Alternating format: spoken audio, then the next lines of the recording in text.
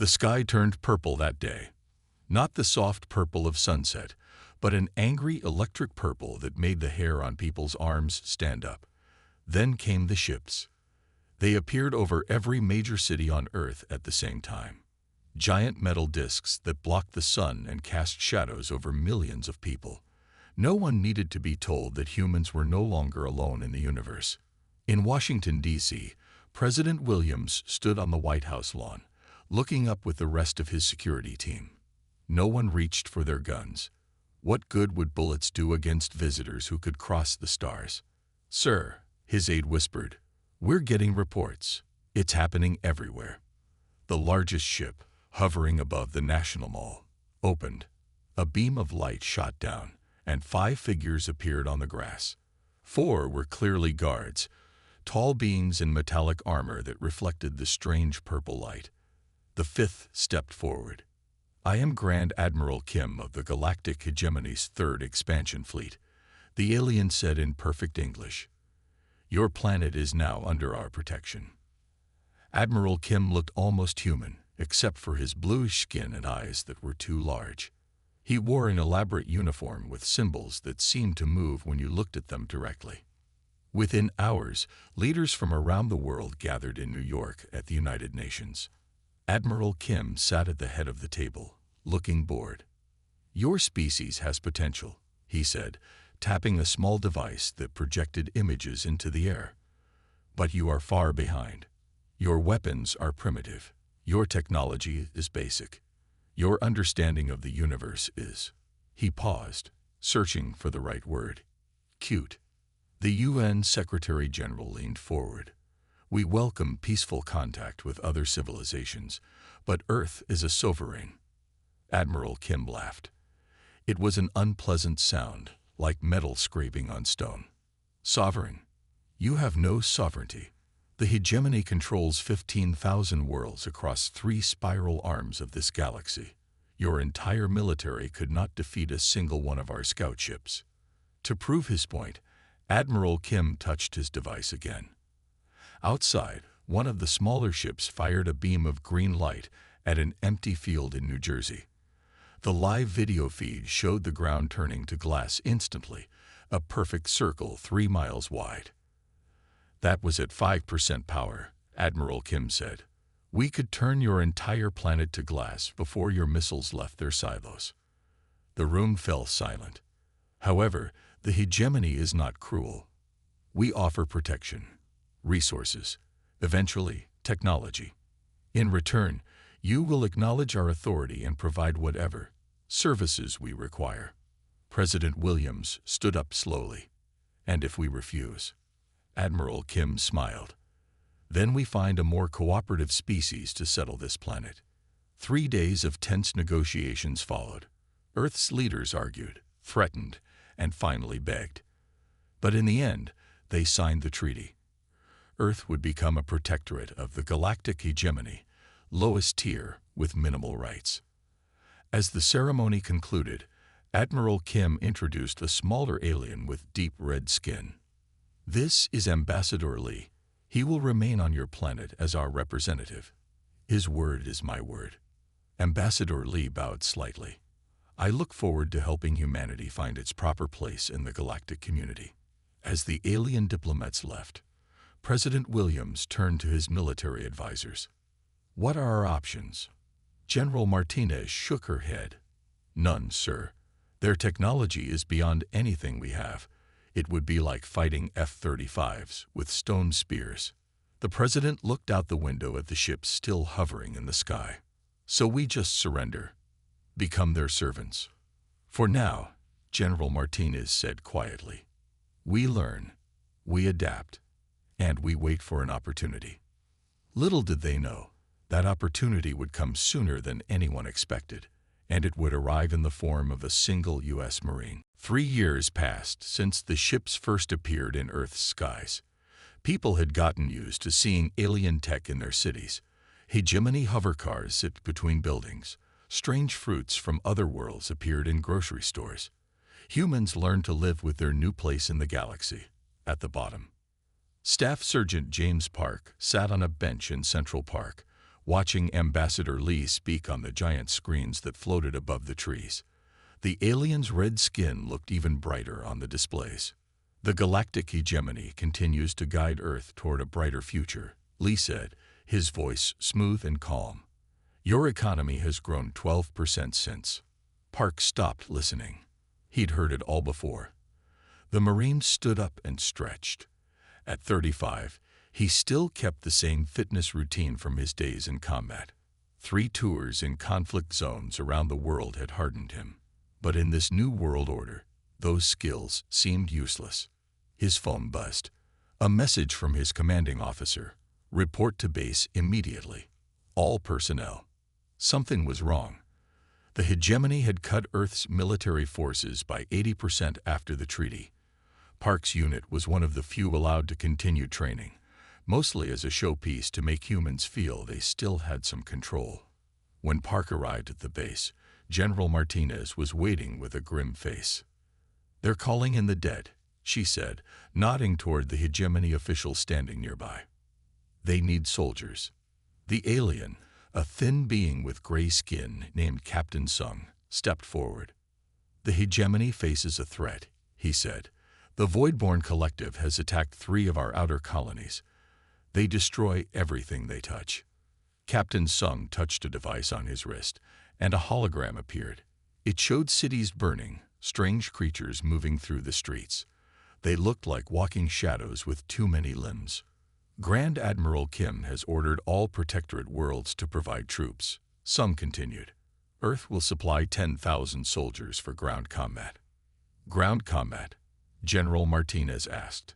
"I thought your ships could turn planets to glass." Sung's expression darkened. "The Voidborn have ways of disabling our ships. We need bodies on the ground." Park understood what wasn't being said. The hegemony needed human cannon fodder. 2 days later, Park found himself at a staging area with thousands of other soldiers from Earth's remaining military forces. The mood was tense. Everyone knew they were being sent to die, so the hegemony's more valuable species could stay safe. A tall woman in a Marine uniform approached Park. "Staff Sergeant Park, I'm Lieutenant Han. We're forming special units of experienced combat veterans. You've been assigned to my team." Park followed her to a smaller group of hard-faced men and women. Unlike the nervous recruits around them, these people had seen real fighting. "The brass thinks we're expendable," Lieutenant Han said bluntly. "But we're going to prove them wrong. The hegemony has no idea what humans can do when our backs are against the wall." That night, as Park packed his gear, Ambassador Lee made a surprise visit to the barracks. The alien moved through the room, nodding at the soldiers. When he reached Park, he stopped. "Staff Sergeant Park, your file is interesting." Park stood at attention. "Just doing my job, sir." "You humans have unusual ways of fighting," Lee said, studying Park's face. "Grand Admiral Kim thinks you're primitive, but I have lived among you for 3 years now." He lowered his voice. "Do not let them underestimate you. It may be the only advantage you have." As Lee walked away, Park wondered what the ambassador knew that he wasn't saying. The next morning, 10,000 human soldiers boarded hegemony transport ships. As Earth disappeared behind them, Park looked at the stars ahead.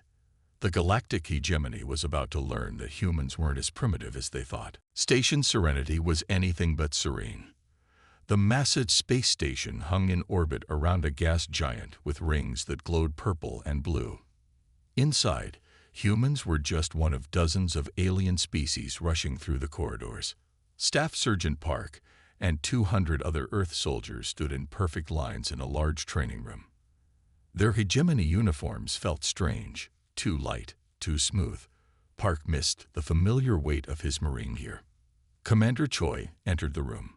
The alien was tall and muscular with golden skin that seemed to shimmer under the lights. 4 arms crossed over his chest as he looked at the humans with open disgust. "You," he said, his voice booming, "are the weakest species ever to train at the Hegemony Military Academy. You have no natural armor, no enhanced senses. Your muscles are pathetic. Your bones break easily." He walked down the line, stopping in front of Park. "This one," he said, poking Park's chest with one of his 4 hands, "looks like he might survive the first day. The rest of you will probably die in training." Park kept his face blank, but inside he was burning. 3 tours in Earth's worst combat zones, and this alien thought he was weak. "Today we begin with basic combat simulations," Commander Choi continued. "Try not to embarrass yourselves too much." The training room transformed. The walls disappeared, replaced by a rocky landscape with strange purple plants. Park knew it wasn't real, some kind of advanced hologram, but it felt real. He could smell the alien soil. "Your mission is simple," Commander Choi's voice came from everywhere and nowhere. "Reach the top of that hill. The system will simulate voidborn attacks. You have 1 hour." The humans formed up into squads automatically. Lieutenant Han took the lead, with Park commanding one of the 4 squads. "Move out," Han ordered. "Park, take point." They hadn't gone 50 yards when the attack came. Shadow-like creatures, just like in the hologram Captain Sung had shown them, appeared from behind rocks. Their weapon fire was simulated but still stung when it hit. 3 soldiers went down in the first attack, their suits locking up to show they were dead in the simulation. "Spread out," Park shouted. "Find cover." The human soldiers scrambled, but they were too bunched up. More went down. Commander Choi's laugh echoed across the battlefield. Pitiful. Just as expected. Something clicked in Park's mind. The simulation was running on hegemony tactics. They expected humans to fight like they did. "Lieutenant," Park called. "Permission to try something different." Han nodded. "Do it." "Fire Team Alpha, suppressing fire." "Bravo. Flank left through those rocks." "Charlie, with me." The humans moved with a chaotic energy that seemed to confuse the simulation. Instead of advancing in the orderly patterns the hegemony used, they leapfrogged forward, always keeping fire on the enemy while moving in unexpected directions. Up in the control room, Commander Choi frowned. The simulation's AI was having trouble predicting the humans' movements. The humans reached the hill in 43 minutes, with 60% of their force still alive. Not a great result, but far better than the 20% survival rate Commander Choi had predicted. As the simulation ended, the alien instructor studied Park with new interest. "You," he said, pointing at Park, "explain your tactics." "Adapted Earth small unit tactics, sir," Park replied. "Marines use them for urban combat. They make no sense. There is no pattern. That's the point, sir. If we don't know what we're going to do next, the enemy can't predict it either." For the first time, Commander Choi looked at the humans without disgust.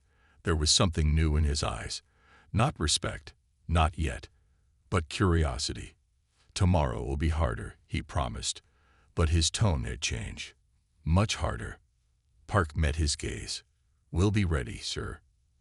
As the humans filed out, Commander Choi pulled up Park's combat record on his datapad. Perhaps these humans weren't quite as primitive as Grand Admiral Kim had claimed. 2 weeks of brutal training changed things. The humans learned fast. They had to. Over 30% of Earth's soldiers washed out, sent to work as support staff rather than fighters. The rest grew stronger, learned to use hegemony weapons, and kept surprising their alien instructors with their creative tactics. Staff Sergeant Park stood at attention with Lieutenant Han and the surviving members of their unit. A new patch had been sewn onto their uniforms. Expendable Infantry Unit 7. The message was clear about how the hegemony saw them. Captain Shin, their new commanding officer, paced in front of them. Unlike Commander Choi, who had started to show a grudging respect for the humans, Captain Shin made no effort to hide his contempt. "Outpost Han is a mining colony on the edge of hegemony space," Captain Shin said. "Intelligence reports suggest it will be the next voidborn target. Your unit will deploy there immediately." Lieutenant Han studied the holographic map. "Sir, you have us positioned at the weakest point in the defensive line." Captain Shin smiled coldly. That is correct, Lieutenant. Your job is to slow down the Voidborn advance long enough for the civilian evacuation. Try to last at least an hour. The message was clear. They were being sent to die. 20 hours later, Expendable Infantry Unit 7 arrived at Outpost Han. The mining colony was built into the side of a massive canyon. Huge machines dug deep into the planet, extracting valuable minerals. 3,000 civilian workers, a mix of different alien species, worked there.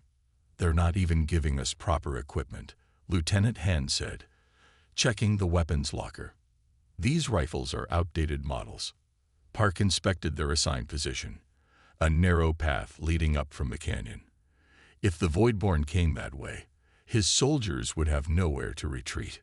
Sir, he said to Lieutenant Han, request permission to scout the area. Granted. Take Miller and Diaz with you.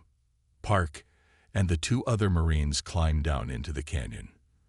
The walls were honeycombed with mining tunnels. Park noted each entrance, each possible route. Something didn't feel right about their assigned position. Back on the surface, an alarm blared. The attack was coming, much sooner than expected. All units to battle stations. Captain Shin's voice crackled over the comms. Civilian evacuation is beginning. Hold your positions at all costs. Park rushed back to their assigned area. The other soldiers were already in position, nervously checking their weapons. They're coming up the main road, Lieutenant Han reported. But there's something else. Movement in the mining tunnels. Park's mind raced. The tunnels. They're using the tunnels to flank us. At that moment, Voidborn emerged from a tunnel entrance behind their position. The shadow-like creatures moved fast, flowing like living darkness. Their weapons fired strange energy bolts that melted through hegemony armor. Fall back, Lieutenant Han ordered. They retreated to a choke point where 3 tunnels met. The Voidborn pursued, forcing them deeper into the mine. Captain Shin's voice came over the comms again. Unit 7, return to your assigned position immediately. Lieutenant Han looked at Park. Both knew that following that order meant certain death. Comms are breaking up, sir, Park said, giving Han a meaningful look. Can't hear the captain's orders. Han nodded. Convenient. Sergeant Park, we need a new plan. Park pulled up a map of the mining operation on his datapad. Years of combat experience told him that sometimes the best defense was a surprise attack. Sir, these tunnels run under the entire colony. The Voidborn are using them to outflank all the defensive positions. What are you thinking, Sergeant? Park pointed to a large chamber on the map. This looks like their gathering point, if we can reach it before they push to the surface. Lieutenant Han smiled for the first time since they'd left Earth. We hit them where they don't expect us. Behind them, more Voidborn poured from the tunnels. Above, the sounds of battle intensified as the main Voidborn force engaged the hegemony defenders. Let's move, Park said. Time to show these aliens how Marines fight. Stay low and move fast, Park whispered as he led his squad through the narrow mining tunnels. The air was thick with dust and the smell of something burning. Strange blue lights embedded in the rock walls cast eerie shadows. Lieutenant Han and 15 soldiers followed him. They had split from the main unit to execute Park's risky plan. The rest of their team created a distraction near their original position. Sensor shows a large chamber ahead, Miller said, checking his device. Lots of movement in there. Park held up his hand, signaling everyone to stop. He crawled forward alone to the edge of the tunnel opening. What he saw made his blood run cold. The chamber was huge, carved out by mining machines. Hundreds of Voidborn creatures moved around a pulsing black structure in the center. Unlike the shadow-like soldiers they had fought, these looked different. Some were larger, with more limbs, while others were small and fast-moving. It's a command center, Park whispered when he crawled back to his team. They've set up some kind of base. The big structure in the middle seems to be controlling them. How do we take out that many? Lieutenant Han asked. Park smiled. We don't fight them all. We hit the center. He pulled out explosive charges they had salvaged from a mining equipment storage room. Standard guerrilla tactics. Quick strike, big target, fast exit. Park divided the team into 3 groups. First group creates a distraction on the far side. Second group covers our retreat. My group plants the explosives on that central structure. Lieutenant Han looked doubtful. The Hegemony Tactical Manual says to never split forces against superior numbers. With all due respect, sir, we're not fighting by their book anymore. Park checked his weapon. We're fighting the Marine way. The plan began.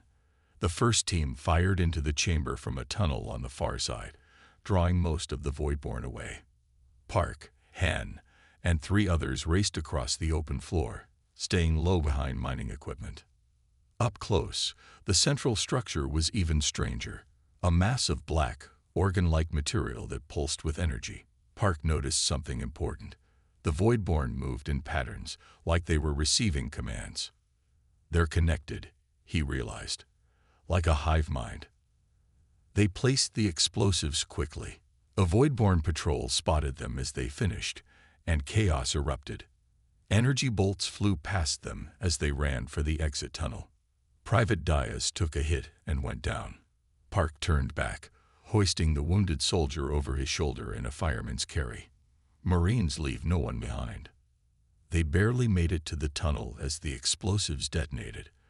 The blast was massive, sending a shockwave through all the connecting passages.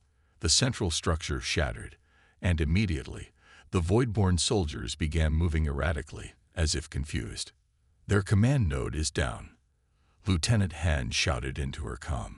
All Hegemony forces, the Voidborn, are disorganized. Press the attack now. Above ground, Captain Shin received the message with shock. The defensive line was holding better than expected, and now the Voidborn attack seemed to be falling apart. Impossible, he muttered, watching as the enemy forces began to retreat in disarray. 3 hours later, the last evacuation ships lifted off from Outpost Han. The mining colony was badly damaged, but not completely destroyed.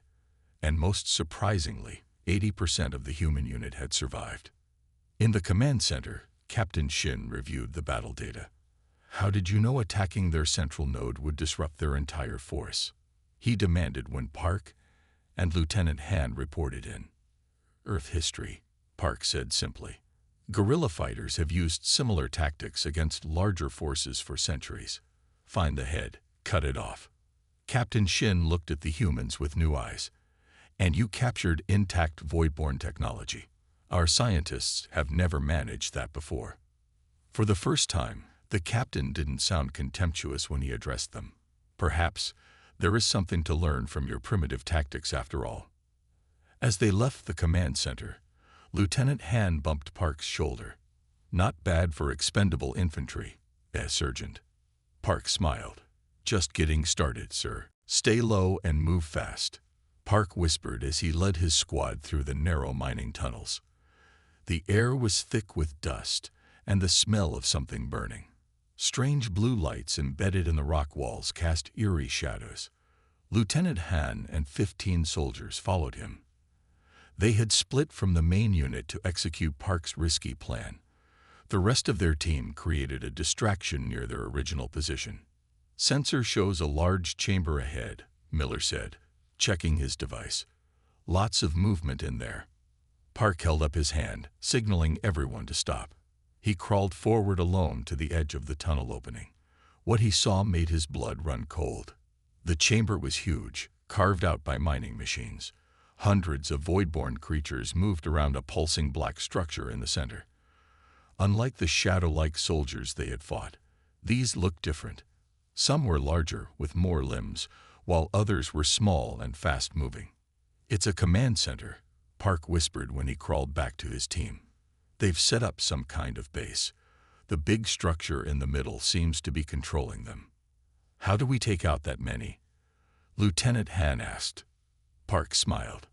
We don't fight them all. We hit the center. He pulled out explosive charges they had salvaged from a mining equipment storage room. Standard guerrilla tactics. Quick strike, big target, Fast exit. Park divided the team into 3 groups. First group creates a distraction on the far side. Second group covers our retreat. My group plants the explosives on that central structure. Lieutenant Han looked doubtful.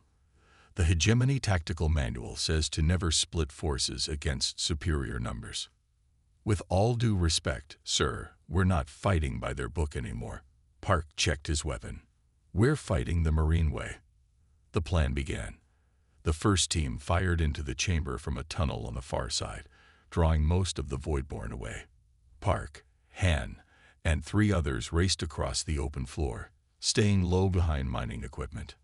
Up close, the central structure was even stranger. A mass of black, organ-like material that pulsed with energy. Park noticed something important. The Voidborn moved in patterns like they were receiving commands. They're connected, he realized. Like a hive mind. They placed the explosives quickly. A Voidborn patrol spotted them as they finished, and chaos erupted. Energy bolts flew past them as they ran for the exit tunnel. Private Diaz took a hit and went down. Park turned back, hoisting the wounded soldier over his shoulder in a fireman's carry. Marines leave no one behind. They barely made it to the tunnel as the explosives detonated. The blast was massive, sending a shockwave through all the connecting passages. The central structure shattered, and immediately, the Voidborn soldiers began moving erratically, as if confused. Their command node is down. Lieutenant Han shouted into her comm. All Hegemony forces, the Voidborn, are disorganized. Press the attack now. Above ground, Captain Shin received the message with shock. The defensive line was holding better than expected, and now the Voidborn attack seemed to be falling apart. Impossible, he muttered, watching as the enemy forces began to retreat in disarray. 3 hours later, the last evacuation ships lifted off from Outpost Han. The mining colony was badly damaged, but not completely destroyed. And most surprisingly, 80% of the human unit had survived. In the command center, Captain Shin reviewed the battle data. How did you know attacking their central node would disrupt their entire force? He demanded when Park and Lieutenant Han reported in. Earth history, Park said simply. Guerrilla fighters have used similar tactics against larger forces for centuries. Find the head, cut it off. Captain Shin looked at the humans with new eyes. And you captured intact Voidborn technology. Our scientists have never managed that before. For the first time, the captain didn't sound contemptuous when he addressed them. Perhaps there is something to learn from your primitive tactics after all. As they left the command center, Lieutenant Han bumped Park's shoulder. Not bad for expendable infantry, Sergeant. Park smiled. Just getting started, sir. For 2 weeks, Park's special team worked around the clock. They studied the Voidborn technology captured at Outpost Han. They developed new tactics. They trained together until they moved as one unit. The team was small but diverse. 6 human Marines led by Park, Commander Choi, and 2 other Hegemony soldiers, and specialist men. A brilliant weapons expert with silver skin and 4 eyes that could see energy patterns invisible to humans. At first, they didn't get along. Men thought human weapons were toys. Choi still struggled with the concept of improvisation, but slowly they began to respect each other's strengths. One morning, General Moon himself visited their training room. We have located a key Voidborn staging world, he announced, displaying a hologram of a small planet with 3 moons. Intelligence suggests they are gathering forces for a major attack. Min studied the hologram. The atmospheric composition would disable our large ship's shield systems. We cannot bombard from orbit. General Moon nodded. Precisely. Which is why I am authorizing your team for a special operation. Infiltrate. Gather intelligence on Voidborn weaknesses. Return with data that can help us win this war. Park examined the tactical display. A small ship could land here, in this canyon. We'd have to move on foot to their main facility. It's a high-risk mission, General Moon admitted. But your unconventional approach may be our best chance. 20 hours later, their small stealth ship dropped out of faster-than-light travel near the Voidborn planet. Lieutenant Han had insisted on joining the mission, bringing their team to 10. Sensors show heavy activity on the surface, the pilot reported. Many Voidborn ships coming and going. Take us in through that storm system, Park ordered. It should mask our approach. The ship shuddered as it entered the atmosphere. Outside, purple lightning flashed across black clouds. The landing was rough but successful.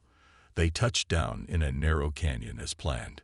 As they moved across the alien landscape, Min took constant readings. The Voidborn presence is stronger than expected. They've been here longer than our intelligence suggested. They crested a ridge and froze. Below them stretched a massive Voidborn facility, much larger than anything they had seen before. Thousands of the shadow-like creatures moved with purpose. New ships were under construction. This isn't just a staging area, Commander Choi whispered. It's a major production center. Park adjusted their plan. We need to get inside the main structure. That's where the valuable intelligence will be. They used the planet's strange terrain, rock formations that absorbed heat signatures, to approach undetected. At the edge of the facility, they split into 2 teams. Park would lead the infiltration team while Choi's group provided backup. Inside the facility, they discovered something alarming. The Voidborn weren't just preparing for the next attack. They were evolving. New types of Voidborn soldiers were being created, each designed specifically to counter hegemony tactics. They're adapting faster than we thought possible, Min said, recording everything with her scanner.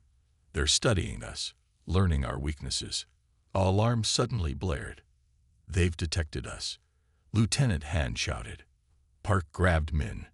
Did you get enough data? The specialist nodded. Yes, but we need to reach the extraction point. All teams, fall back, Park ordered through his comm. Emergency extraction plan beta. Outside, chaos erupted. Hundreds of Voidborn converged on their position, cutting off their planned escape route. They were surrounded, with limited ammunition and no heavy weapons. Park thought quickly. This wasn't the first time he'd been outnumbered and outgunned.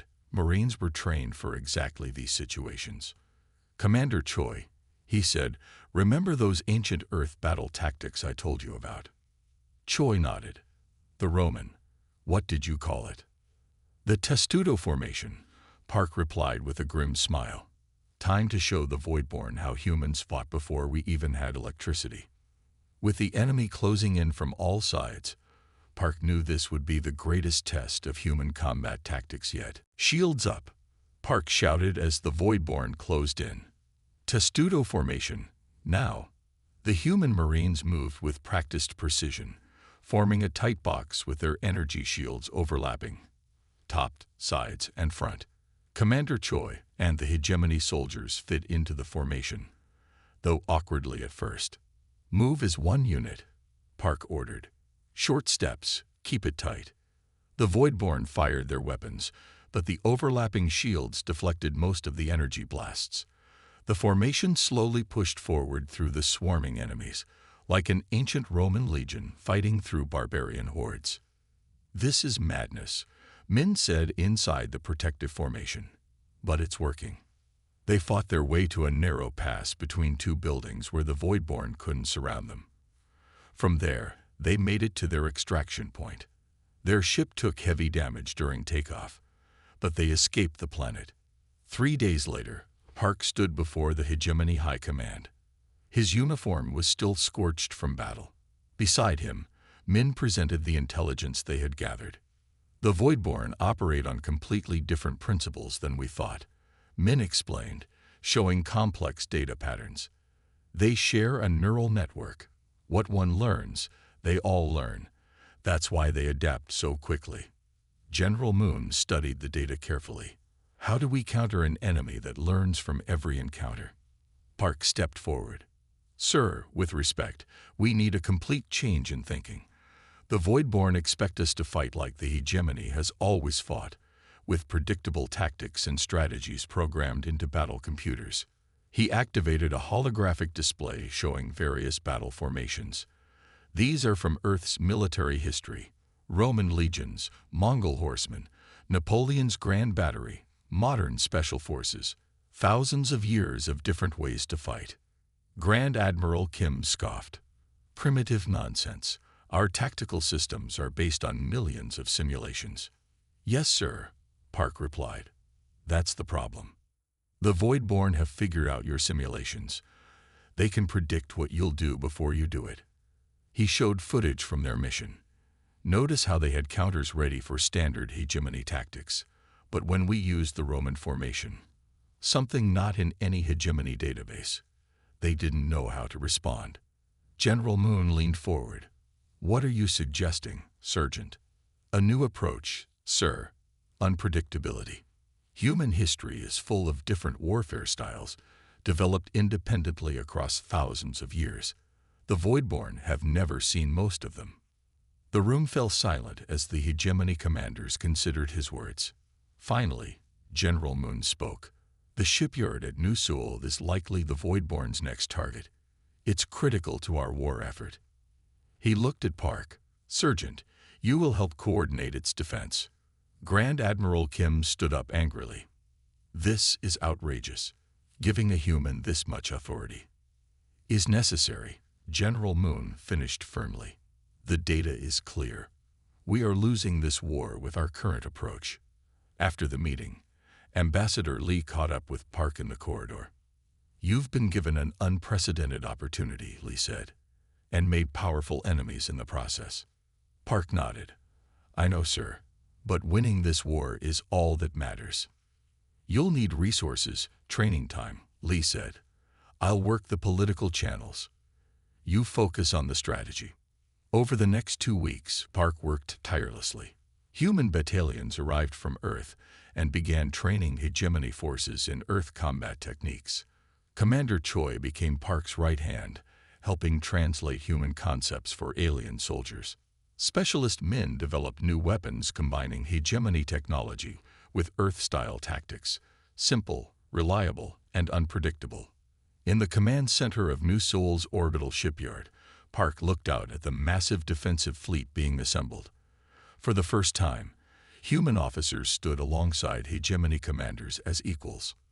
The Voidborn fleet has been detected, a sensor officer reported. They'll be here in 24 hours. Park turned to the mixed human-alien command staff. They're expecting a standard hegemony defense. Let's show them something they've never seen before. The greatest test of Earth's military history was about to begin. The Voidborn fleet arrived at New Seoul exactly as predicted, a massive swarm of shadow ships that seemed to absorb light rather than reflect it.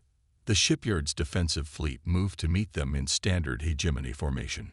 From the command center, Park watched calmly. Beside him, General Moon and Commander Choi waited for his signal. They're advancing according to predicted patterns, a sensor officer reported. Their formation suggests they expect us to engage using Standard Protocol 7. Let them think that, Park said. He tapped his comm. All ships, execute Phase 1. The hegemony fleet suddenly broke formation, splitting into smaller groups that appeared disorganized and chaotic. It was a tactic from Earth's naval history. Admiral Yi's turtle ships against the Japanese fleet, appearing weak to draw the enemy in. The Voidborn hesitated, their neural network trying to understand this unexpected movement. They're confused, Min reported, watching energy readings from the Voidborn ships. Their coordination is breaking down. Now Phase 2, Park ordered. A second fleet emerged from behind New Seoul's largest moon, smaller, faster ships that the humans had modified with hegemony technology. They attacked the Voidborn's flanks, just as Hannibal had done to the Romans at Cannae thousands of years ago. The space battle unfolded unlike anything the galaxy had seen before. Human tactics from 1,000 different wars confused the Voidborn's ability to predict and adapt. Every time their neural network started to recognize a pattern, the human commanders would switch to something completely different. The main Voidborn command ship has been identified, Commander Choi reported, pointing to a massive vessel at the center of the enemy fleet. Park nodded. Time for Phase 3. He turned to General Moon. "Sir, request permission to lead the boarding party." The general hesitated.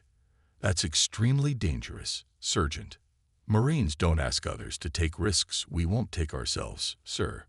General Moon nodded slowly. Permission granted. 20 minutes later, Park led a small strike team in a stealth insertion craft toward the Voidborn command ship. With him were Lieutenant Han, Commander Choi, and 7 specially trained soldiers, a mix of humans and aliens who had learned to fight as one unit. They'd breached the hull and entered the alien vessel. Inside was like nothing they had seen before. Organic and mechanical parts fused together in strange ways, pulsing with dark energy. "Stay tight," Park whispered as they moved through the corridors. "Close quarters combat, just like we practiced." They fought their way to the central chamber, where the Voidborn hive mind was strongest. The aliens threw everything at them, but the mixed team used Marine CQB, close quarters battle, techniques that the Voidborn had never encountered. In the final chamber, they planted specialized disruptors designed by Min to break the neural network connection. As the devices activated, the effect was immediate. Throughout the battle, Voidborn ships began to move erratically, their coordination shattered. "Fall back to extraction point," Park ordered as the ship began to destabilize around them. They fought their way out, losing 2 team members in the process. As their craft pulled away, the massive Voidborn command ship began to collapse in on itself, sending a wave of destruction through the entire enemy fleet. The battle ended in total victory. For the first time, the hegemony had not just stopped a Voidborn attack, they had completely destroyed their fleet. 3 days later, Park stood at attention in the Grand Hall of the Hegemony Council. Admiral Kim, looking uncomfortable, pinned a medal on Park's chest. For exceptional service to the hegemony, Kim said stiffly, "I present you with the Star of Valor, our highest military honor." As Park accepted the medal, he saw Ambassador Lee smiling in the background. Beside him, General Moon announced, "In recognition of humanity's contribution to our war effort, the Council has approved the establishment of the first human military academy. Colonel Park will serve as its commander." Park looked out at the assembled aliens, species that had once laughed at Earth as primitive. They weren't laughing anymore. "We have much to teach each other," Park said simply.